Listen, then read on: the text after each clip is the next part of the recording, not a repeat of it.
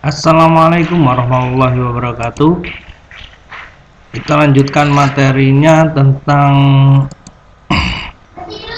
klasifikasi metode statistika untuk bentuk hipotesis deskriptif satu variabel.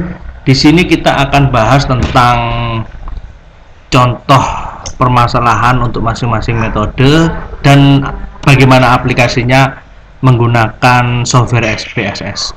Yang pertama, uji T sampel tunggal. Uji T sampel tunggal definisinya membandingkan nilai rata-rata sampel dengan nilai rata-rata populasi atau nilai standar tertentu. Rumusnya seperti ini.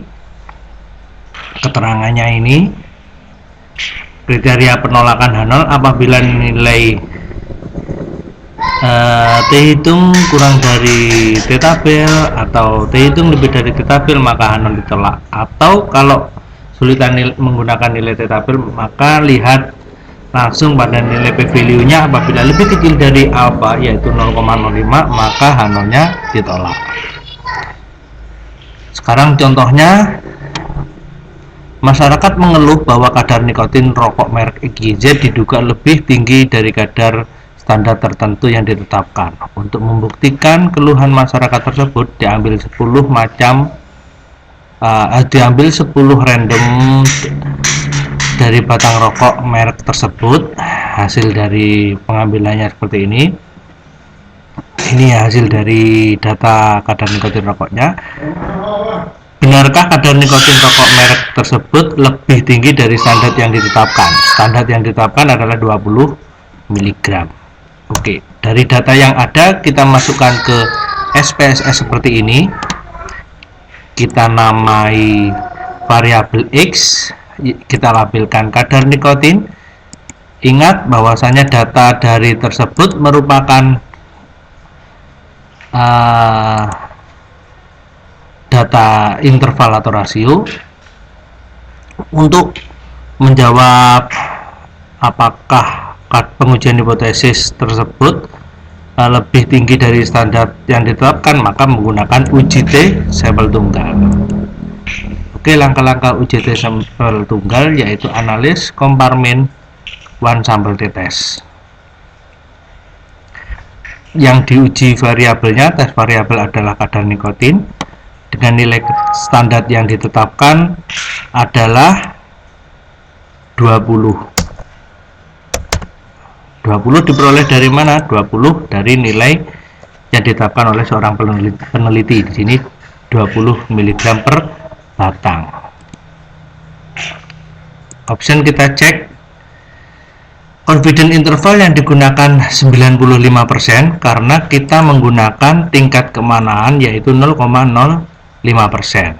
Oke, maka langsung aja kita continue. Sudah diklik OK. Nah, ini adalah hasil output yang diperoleh dalam pengujian hipotesis untuk menguji apakah benarkah kadar nikotin rokok merek tersebut XYZ lebih tinggi dari standar yang ditetapkan. Outputnya seperti ini.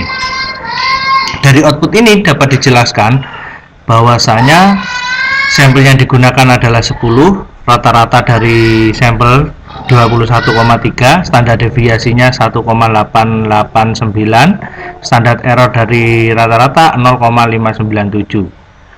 Dengan nilai dari T hitung 2,177 dan nilai signifikansi atau P value 0,05. Dari nilai ini nanti dilakukan pengujian hipotesis sebagaimana dalam langkah-langkah pengujian hipotesis. Yang pertama, langkah-langkahnya yaitu menetapkan hipotesis statistik H0 dan H1. Kemudian menetapkan tingkat keamanaan sudah tadi 0,05. Nah, menentukan statistik ujinya sudah, tinggal kita melakukan pengambilan keputusan. Dari data yang diperoleh, outputnya kita pindah saja ke MS Word.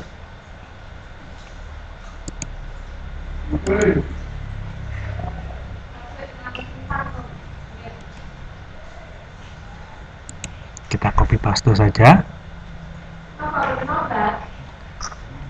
langkah pertama apa? Tadi membuat hipotesis awal.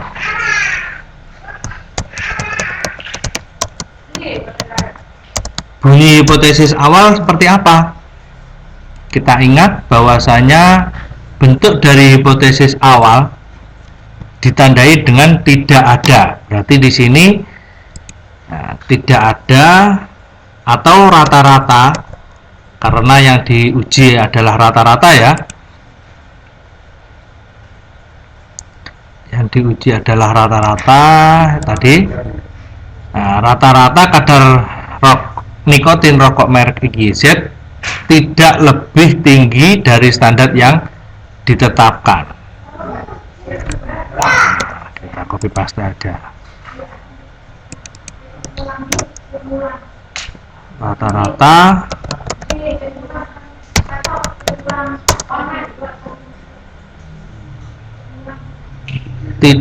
tidak. Nah, ini tidak ada perbedaan, berarti di sini tidak ya. Tidak lebih tinggi dari standar yang ditetapkan. Hipotesis alternatifnya berbunyi rata-rata kadar nikotin lebih tinggi. Kita ketahui bahwasanya untuk H0-nya itu berbunyi H1 ada perbedaan, berarti suatu hal yang positif di sini. Oke, dari sini kita langsung lakukan pengambilan kesimpulannya atau keputusannya. Yang pertama, apabila kita melihat dari nilai T hitung, di sini, maka kita akan bandingkan dengan nilai T tabel.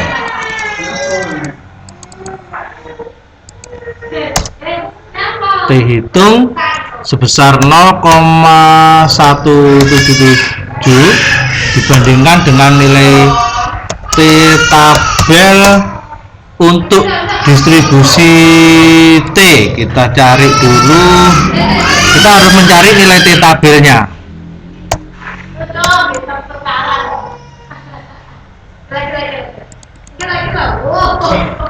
Tabel statistik untuk uji T.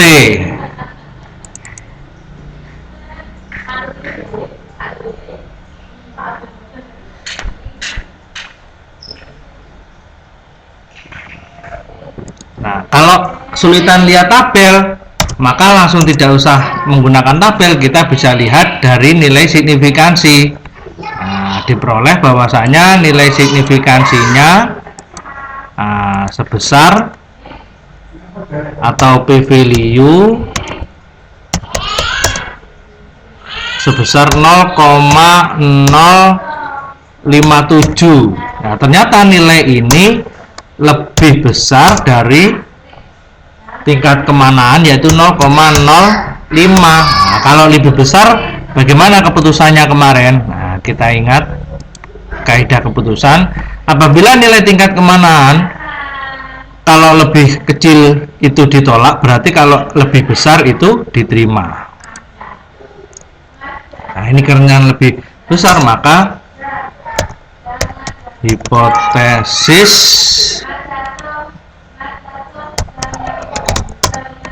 awal diterima. Hipotesis awal diterima atau H0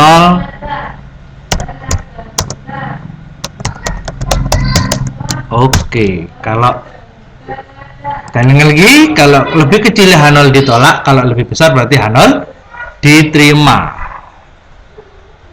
Kalau H0 diterima, berarti yang ditulis sebagai kesimpulan adalah bunyi dari hipotesis awalnya. Nah, ini berarti kesimpulan dalam penelitian ini adalah rata-rata kadar nikotin rokok merek IGZ tidak lebih tinggi dari standar yang ditetapkan. Kita lihat tadi datanya berapa.